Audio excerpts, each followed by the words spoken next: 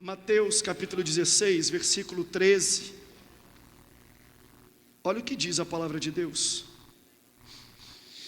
E chegando Jesus às partes de Cesareia de Filipe, interrogou os seus discípulos. Ele perguntou para os discípulos dizendo: quem dizem os homens ser o filho do homem?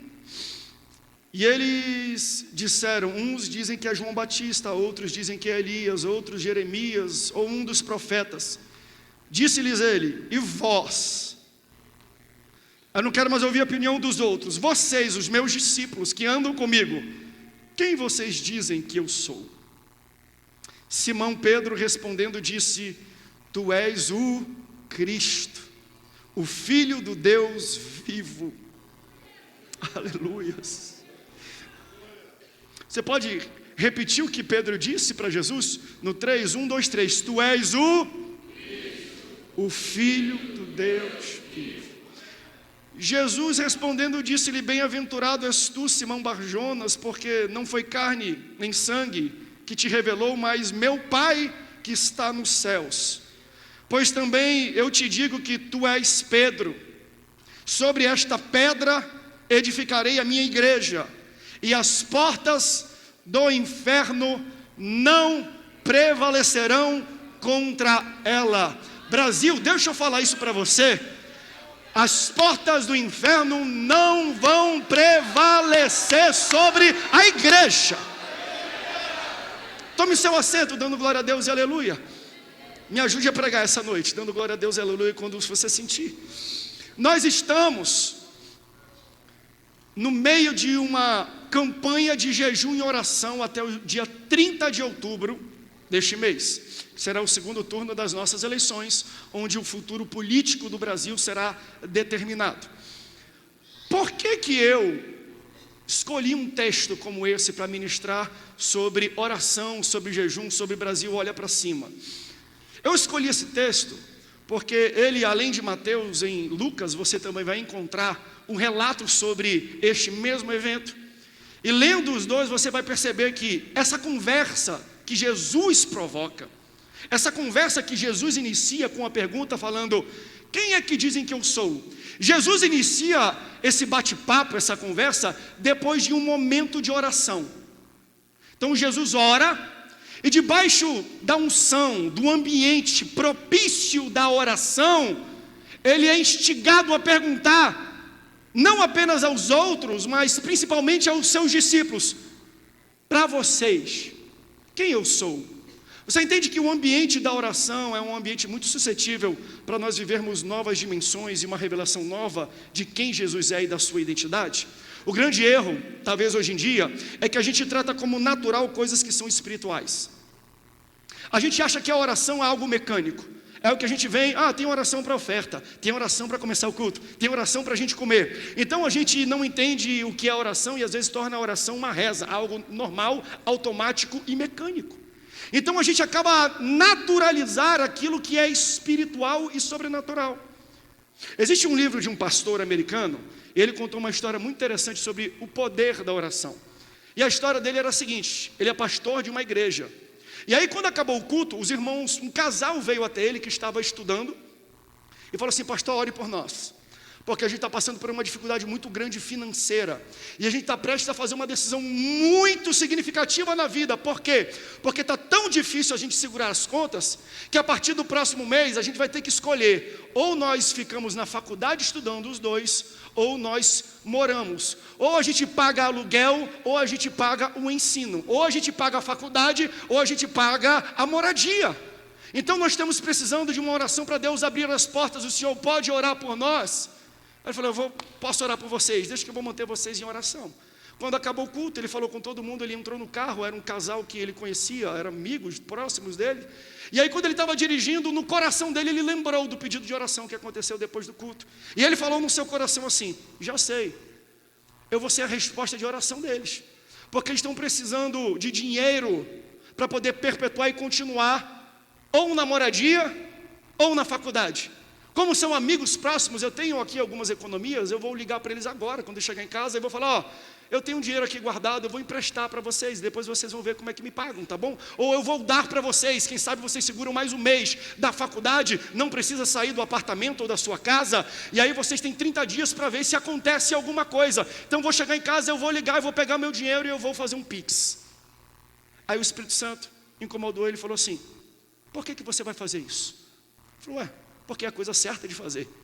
Eles estão com dificuldade financeira, tem um dinheiro sobrando, eu vou pegar e eu vou emprestar, eu vou dar um dinheiro para eles. Aí o Espírito Santo falou de novo, mas o que eles pediram para você fazer? Ué, eles pediram oração, mas agora eles não precisam de oração, eles precisam de dinheiro. Então, dar o dinheiro não é a coisa certa a fazer. Aí o Espírito Santo falou, não, eles pediram oração, então ore. Faça o que eles pediram para você. Aí ele chegou em casa, ele fez uma oração. E durante a semana, nos momentos que ele tinha de oração, ele lembrou desse casal e apresentou a Deus a dificuldade que eles estavam vivendo. No próximo culto, acabou o término do culto, veio uma fila de pessoas falar, quem é que estava na fila para falar com o pastor? Aquele mesmo casal. Eles vieram com um sorriso daqui até aqui. Aí chegaram, a primeira coisa eles falaram, pastor, o senhor orou por nós? Aí ele falou, eu orei por vocês, mas um pouco consternado, porque ele queria emprestar dinheiro. Ele falou, pastor, durante essa semana nós fomos chamados na reitoria da faculdade, porque nós somos pessoas pontuais, a gente já está estudando há muito tempo, a gente tem boas notas e a gente começou a atrasar o pagamento, porque a gente estava com dificuldade. Fomos chamados pelo reitor, na reitoria tivemos uma reunião, expomos para ele o nosso problema financeiro. Sabe o que aconteceu? Ele deu uma bolsa integral para mim e para minha esposa. A gente estava na metade do curso. Mas sabe de uma coisa? A faculdade também é muito grande e tem internato, tem alunos que moram lá. Como ele viu que a gente também estava em dificuldade, ele falou, eu não vou dar apenas a bolsa integral de estudos para os 2 restantes anos que vocês precisam, mas aqui a gente também tem alguns apartamentos da faculdade que estão livres, vocês podem morar nos apartamentos da faculdade de graça e vocês não vão precisar mais gastar dinheiro. O dinheiro que o pastor ia emprestar ia resolver um mês da faculdade. A oração que o pastor fez resolveu 2 anos, não só de estudo, mas também de moradia. Por quê? Porque a oração do justo pode muito em seus efeitos. Muitas vezes a gente deixa de abrir a boca para orar, porque a gente acha que abrindo o bolso para abençoar vai resolver. A necessidade da maioria das pessoas não é de dinheiro, é de oração. Ora que melhora, fala para a pessoa do lado, ora que melhora, ora que melhora. O dinheiro pode pagar e ajudar em um problema, mas a oração resolve o problema de uma vez por todas. Quantos creem no poder da oração? É esse poder que a gente está falando. Aleluias. Porque às vezes a gente acha que é algo automático, é algo corriqueiro, é algo mecânico. Eu estava há umas 2 ou 3 semanas, que talvez foi 3 semanas atrás, acho que eu tive a semana mais corrida da história da minha vida. Ia para cá, pregava aqui, pregava no estado, ia no estado, pregava de manhã, pregava à tarde, pregava à noite, pregava. Aí eu convidava uns amigos, vamos ali comigo, vou no Rio de Janeiro fazer uma missão ali. Rio de Janeiro, eu ia dormindo, ele ia dirigindo a madrugada inteira. Se eu convidar você, não é para você curtir o Rio de Janeiro, é para você dirigir das madrugadas, tá? E eu indo para cá, indo para lá. Aí quando eu cheguei aqui, eu fui pregar em uma das nossas igrejas, eu estava moído, acabado. Eu estava tomando muito energético, estava fazendo mal, eu falei, vou parar de tomar energético. Aí naquele dia eu estava mais moído, porque nem energético eu tinha. Hoje eu tomei energético, para a honra e para a glória do nome do Senhor. Aí eu cheguei lá e falei, Senhor, não vai sair nada hoje daqui, nada. Estou acabado, eu não consigo nem falar, não consigo nem abrir a boca. Aí começou o culto, os irmãos, coral de irmãos, coral de mulheres e tudo. Chegou agora, vamos ouvir o nosso pastor. Eu peguei aqui, na paz do Senhor, a minha voz já falhou. Eu falei, hoje vai ser ruim, hoje vai ser terrível. Eu dei a paz do Senhor, eu li o texto e comecei a pregar. Meu irmão, o culto virou. Foi uma glória, foi um poder, foi um Pentecostes, foi gente marchando, gente falando em língua, gente sendo batizada com o Espírito Santo. Quando acabou, eu entrei dentro do quarto e falei assim, André, tu não é fácil não. André, tu não tá ruim, até que tu não tá ruim não, André. Daí eu fui para o Zap, né, para ver alguns amigos, e tem alguns amigos que sempre mandam mensagens e orações de madrugada, de noite. Aí tinha um amigo que mandou assim, meu irmão, Deus colocou o teu nome no meu coração, eu estou te mandando essa mensagem agora, porque eu estou orando pela tua vida. Aí quando eu fui ver o horário da mensagem, 8h25 da noite, provavelmente o horário que eu peguei o microfone para ministrar. Aí o Espírito Santo falou assim, não é você, André. É a oração do meu povo. É a oração de alguém. Eu posso falar uma coisa para você? Você não veio para mais um culto. Você não veio só ouvir uma mensagem. Você não veio só cantar um cântico. Vocês não vieram só tocar um instrumento. Vocês não vieram só tocar na base. Você não veio só glorificar. Quem sabe hoje Deus está entregando uma resposta de oração para você. Talvez você nem saiba, mas tem gente orando por você. Tem gente clamando por você. E a oração do justo pode muito em seus efeitos. Quantos acreditam no poder da oração? Dêem glória a Deus. Aleluias. Então, Jesus ele ora. Depois de orar ele inicia uma conversa com uma pergunta.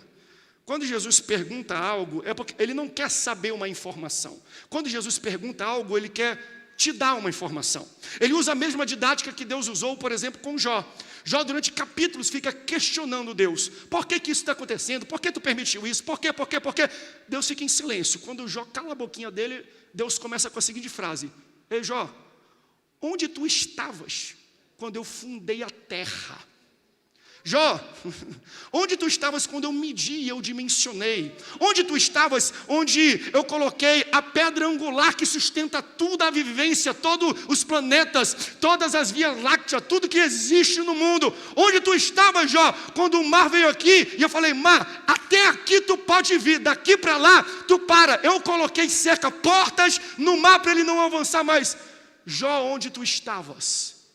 A minha pergunta para você: Deus está perguntando para Jó para receber uma resposta de Jó e uma informação nova? Então, quando Deus pergunta algo para a gente, Deus não quer uma informação da gente, Deus quer informar a gente de alguma coisa. Por quê? Porque as perguntas de Deus já são respostas em si mesmas. Então, Jesus ele usa também essa metodologia, porque ele pergunta algo das pessoas. Por exemplo, Jesus, quando ele pergunta, a gente vê muito isso, ele pergunta para provocar-nos. Ele está curando, fazendo maravilhas, curando enfermos. Aí chega um cego até ele, vendo que ele está curando todo mundo. O que um cego vai fazer em Jesus? Buscar Jesus enquanto Jesus está curando? Ele vai buscar a cura da cegueira. Aí quando esse cego chega até Jesus, Jesus pergunta: o que queres que eu te faça? Não está óbvio para Jesus? Por que Jesus pergunta então? Porque Jesus quer provocar aquele cego para ir além daquele pedido inicial. Abre a tua boca e ora.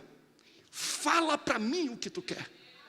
Porque a gente fala isso: mas pastor, eu não preciso orar porque Deus sabe de todas as coisas. Você não ora para informar Deus, você ora para envolver Deus. Toda vez que você estiver passando por um problema, o que Jesus está falando é: o que queres que eu te faça? Abre a tua boca, me busca, me procura, te aprofunda, ora mais, lê a Bíblia, porque tem resposta para você. Porque às vezes a gente vai até Jesus e Jesus não tem resposta, Jesus tem pergunta. Quando Jesus me pergunta de volta: pastor, o que Ele quer? Ele quer que você continue perguntando, continue se aprofundando, continue se relacionando, continue instigando, continue buscando e procurando mais. Porque às vezes nós não vivemos na estação da resposta, nós vivemos na estação da pergunta. Você quer uma resposta, Jesus continua te dando uma pergunta. Você quer resposta, Jesus continua te dando uma pergunta. Porque às vezes Ele fala: eu quero que tu ande pela fé. Mesmo sem ter resposta, pode pisar. Mesmo sem ter respostas, pode viver. Mesmo sem ter respostas, pode caminhar. Então às vezes Ele não dá uma resposta, Ele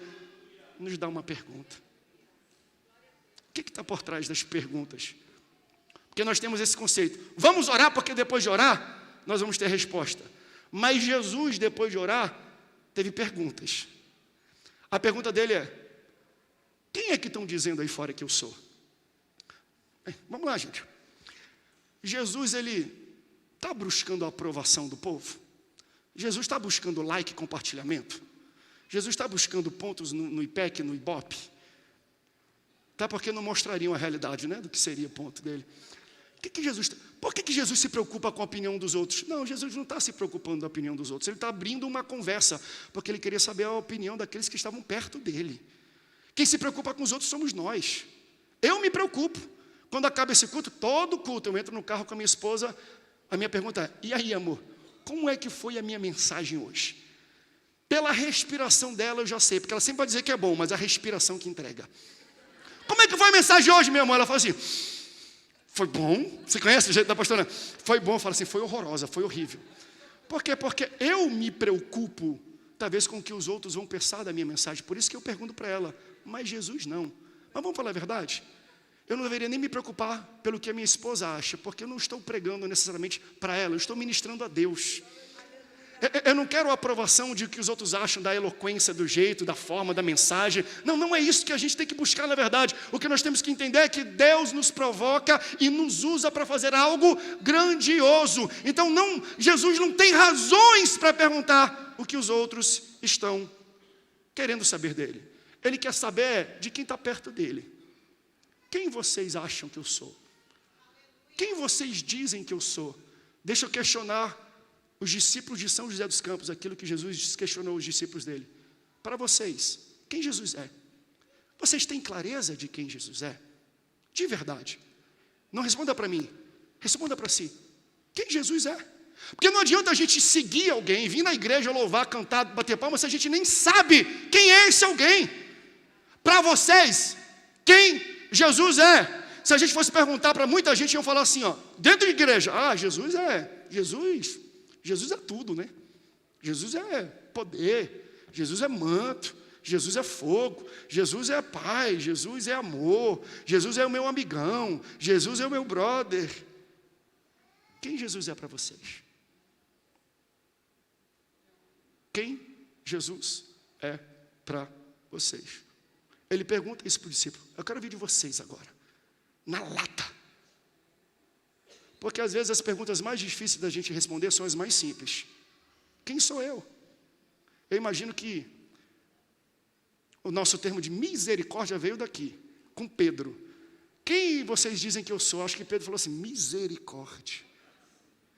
Mas Deus, que é misericordioso, foi no ouvidinho dele e soprou, fala assim, ó, ele é o Cristo, ele é o Filho do Deus vivo.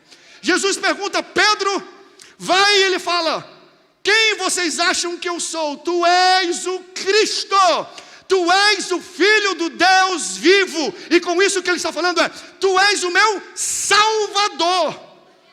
Você entende que através dessa revelação eles iniciam um novo tempo, uma nova estação e um novo nível de convivência e de experiência com Jesus? Jesus fala lá em João, eu não chamo vocês mais de servos, mas eu chamo vocês de amigos. Qual a diferença de um servo e de um amigo? Ele fala, porque um servo não sabe o que o seu senhor faz. Um servo nem sabe quem é o seu senhor, mas o amigo não. O amigo é aquele que o pai disse para mim, eu transmito a informação para vocês. Então, a gente se aproxima de Deus, se torna íntimo de Deus e conhece a identidade dele, quando a gente passa de servo para amigo. Quanto mais informação a gente tem de Jesus, mais próximo de Jesus nós somos. Se você não sabe nada de Jesus, você é apenas um servo. Mas se você reconhece ele como Cristo, como Filho do Deus vivo, como Salvador da tua alma, você não é mais um servo, você é um amigo. Quanto mais informação, mais próximo eu estou. Então, esse é o nível que eles começam a entrar com Jesus. Eles passam a entender só que, através dessa revelação, que Jesus é o Filho do Deus vivo. Jesus não é aquele que veio te dar dinheiro. Jesus veio salvar a tua alma do inferno. Jesus não é aquele que veio salvar o teu casamento. Jesus veio livrar a tua alma do inferno. Jesus não é aquele que veio tirar a tua empresa do vermelho. Jesus veio tirar a tua alma do inferno. Jesus não é aquele que veio te dar um carro do ano. Jesus veio te livrar a tua alma do inferno. Mas pastor, Jesus, ele não restaura. Jesus, ele não resgata. Jesus, ele não prospera. Jesus não salva o meu casamento. Jesus não salva a minha empresa. Jesus salva o meu carro do ano. Sim, mas de que adianta você estar com um bom casamento, com uma casa boa, com uma empresa boa, com um carro do ano, se a sua alma está indo para o inferno? Quando ele fala que ele é Jesus, o Cristo, o Filho do Deus vivo, é o que ele fala, tu pode me dar mais do que um carro, mais do que um dinheiro, tu salva e livra a minha alma do inferno. Você entende isso? Se você veio aqui para buscar tudo isso, amém, mas eu quero dizer para você, ele é o único que livra a tua alma do inferno. Ele é o Cristo, ele é o Salvador. Aleluias, aleluias. A partir dessa revelação se estabeleceu um novo nível, que é nítido na Bíblia, entre Jesus e os seus discípulos. Por quê? Porque depois dessa confissão de Pedro, Pedro fez uma confissão. Jesus, pela primeira vez na Bíblia, é citada a palavra igreja.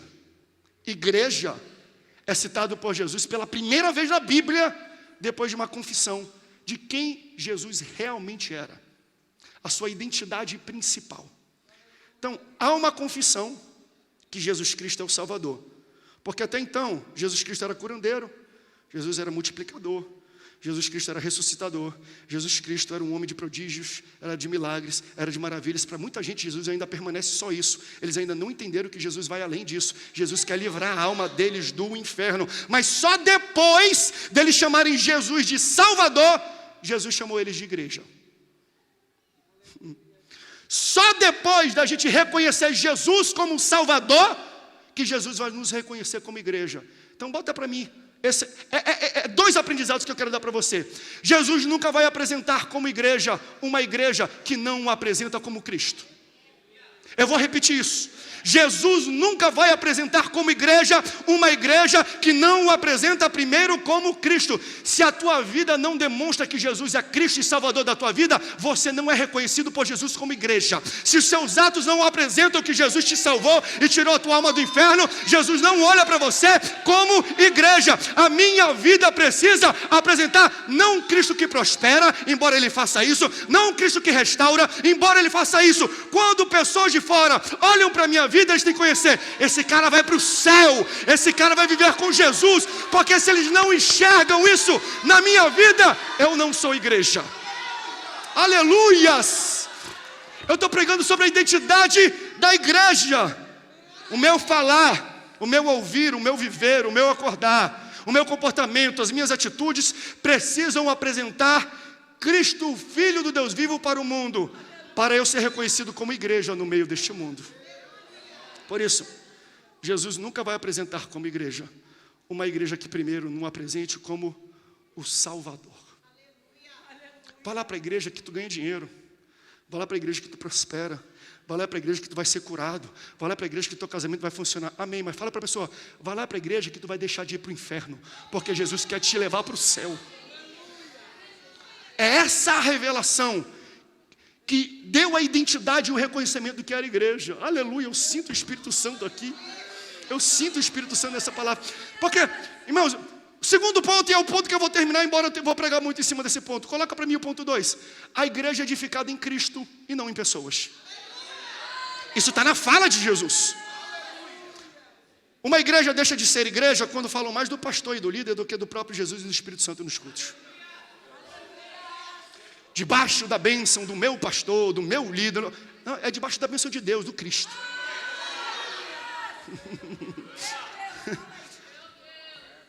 Pastor não é pai espiritual da igreja, pastor é servo da igreja. Eu só posso ser pai espiritual se eu gero alguém espiritualmente. O meu espírito não tem capacidade de te gerar espiritualmente. Então eu não posso ser o seu pai espiritual. Se você vai numa igreja por causa do pai espiritual, do pastor, do líder, e você fala mais dele, chama ele mais de pai do que o teu Cristo, de quem morreu por você, de quem salvou você, a sua fé não está fundamentada em Cristo, está fundamentada em pessoas. Por favor, gente, vamos falar a verdade. Para de colocar gente entre você e Jesus. Pastor não é intermediador de Jesus, pastor é facilitador de Jesus. Ele é servo de Jesus para falar, eu não tenho nada a ver, eu só estou pregando, mas é ele que você tem que seguir. Tem que ser igual João Batista, vocês vieram até aqui, mas esse que veio, eu não tenho nem dignidade, eu não tenho nem forças, eu nem poderia tirar as suas sandálias. Siga a ele, não é a mim. Pastor não é intermediador de Cristo. Por quê? Porque a igreja só pode ser edificada em Cristo. Ela não é edificada na pastora Naná. Ela não é edificada em mim. Ela é edificada em Cristo. Porque ele deixa claro. Pedro, tu és pedra, mas é sobre a rocha que eu vou edificar a minha igreja. Ele não fala que ele vai edificar sobre Pedro, sobre João, sobre André, sobre Samuel. A Assembleia de Deus não é edificada sobre João Vela Pelegrino, desculpe. A Assembleia de Deus é edificada sobre o cabeça da igreja, quem morreu para a igreja, é edificada no Cristo da igreja, ela é construída e edificada por Cristo. Aleluias. Você se lembra do Nelson Ned? Não? Quem lembra do Nelson Ned? Ele cantava, Cristo é pedra viva, pedra de esquina, pedra angular. Cadê? Só o pessoal novo.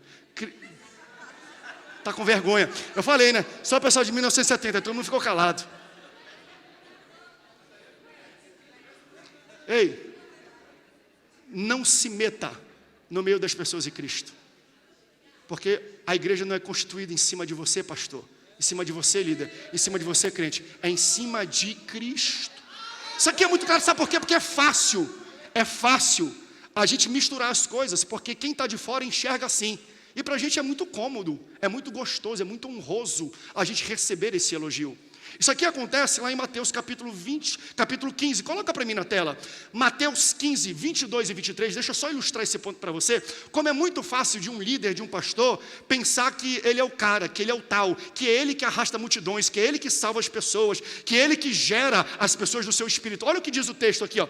E eis que uma mulher cananeia, que saíra daquelas cercanias, clamou dizendo, então entenda, ela viu Jesus e ela clamou dizendo assim, ó, Senhor, Filho de Davi, tem misericórdia de mim, que minha filha está miseravelmente endemoniada. Entenda a cena, uma mãe tem uma filha endemoniada, ela vê Jesus e os discípulos, ela começa a gritar para Senhor, Filho de Davi. Quem é o Filho de Davi? E quem é o Senhor? Jesus. Aí olha o próximo versículo. Mas ele não lhe respondeu palavra. Jesus ignorou? Não. Jesus ficou calado, ele não respondeu palavra, mas respondeu. E os seus líderes, pastores, bispos, apóstolos, os seus discípulos, chegando ao pé de Jesus, lhe rogaram dizendo, despede-a, que ela vem gritando atrás de nós quem?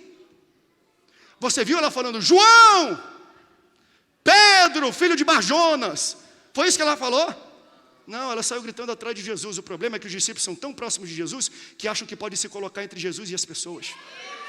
A gente é tão próximo de Jesus, a gente lê, a gente é tão íntimo de Jesus que acha que as pessoas vêm atrás da gente, que a igreja lota por causa da gente, que a nossa oração é mais poderosa, que a nossa igreja é o local do milagre, que a vassourinha que a gente vende, que isso que a gente vende, não sei o que. A gente acha que a gente é grande só porque a gente está perto de Jesus. Nós não atraímos ninguém, as pessoas vêm atrás de Jesus.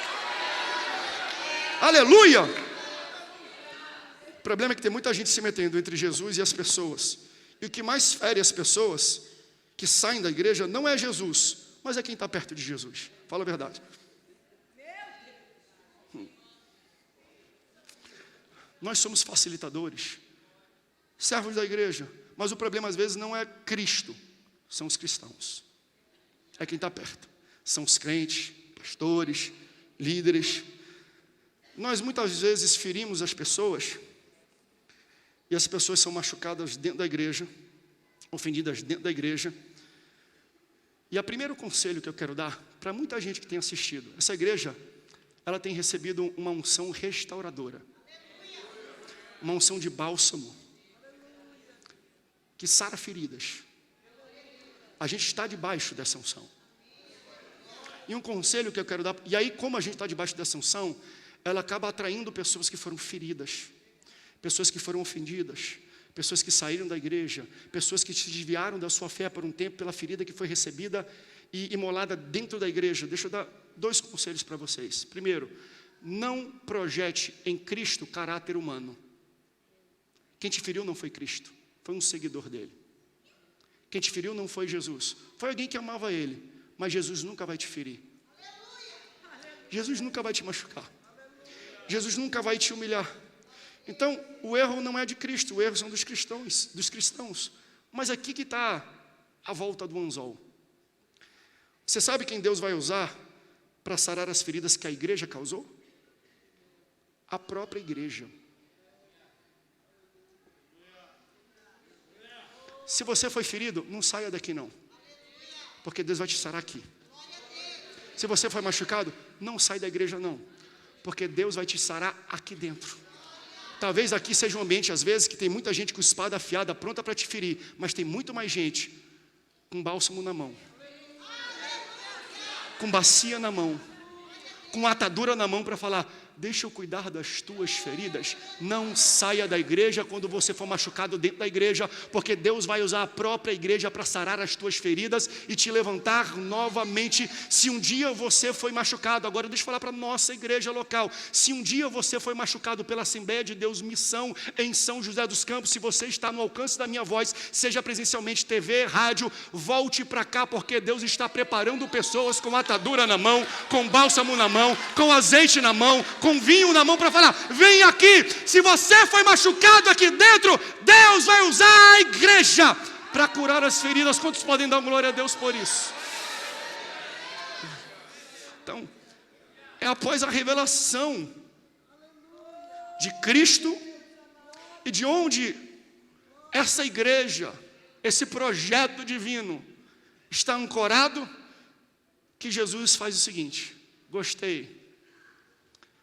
Sobre essa revelação, não é sobre essa pessoa, sobre essa rocha. Qual rocha é essa?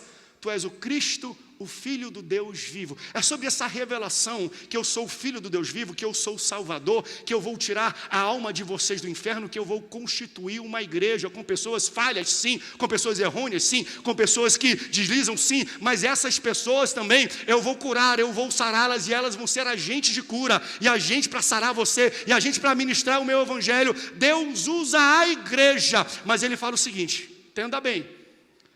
Você entendeu essa revelação? Bem-aventurado és tu. Agora, se alguém quiser me seguir, se alguém quer ser meu discípulo, se alguém quer ser chamado de igreja por mim, primeiro, você vai ter que negar a si mesmo. Depois, ou seja, diga não para você. Depois pegue a sua cruz e me siga. Isso aqui é um convite, não é uma intimação. O que Jesus está falando é: não vou te forçar, não é coercitivo, eu não vou impor por violência, isso aqui é um convite livre. Quer me seguir? Quantos querem seguir aqui a Jesus? Mas não basta só dizer que quer, não é da boca para fora. Falar não prova, você tem que tomar uma atitude de se entregar. É o que está escrito lá em Salmo, capítulo 37, versículo 5. Entrega o teu caminho ao Senhor, confia nele e o mais Ele fará. Você quer que Deus faça mais na sua vida? Então você tem que confiar nele. Como é que eu confio nele? Entregando todo o meu caminho e toda a minha vida para Ele. E Jesus às vezes pede para a gente entregar coisas interessantes, para provar se de fato o que a gente diz é verdadeiro. Por exemplo, sabe uma coisa que Ele pede para a gente entregar? Dízimo. 10% da nossa renda, do nosso dinheiro. Calma aí, pastor. Para que Deus quer o meu dinheiro? Quando Deus pede o dízimo, Ele não quer o teu dinheiro, Ele quer o teu coração. Não, mas Ele já tem o meu coração. Eu já entreguei, eu levantei a minha mão, aceitei a Ele, eu entreguei a minha alma a Jesus, Ele já tem 100% da minha alma. A minha pergunta para você é: o que é mais valioso, a sua alma ou o seu dinheiro? O que é? É a alma? Bem, se você entregou 100% da sua alma, que é o mais valioso, por que você não pode entregar para Ele 10% do teu dinheiro? Ele pega nisso. Eu quero ver se você é coerente mesmo. Eu quero ver se aquilo que você canta é verdadeiro mesmo. Eu quero entender. Então faz o seguinte: Ele não faz algo muito grande não. Morre por mim, te arranca daqui, vai lá e pega um tiro na cabeça. Me dá 10% do teu dinheiro.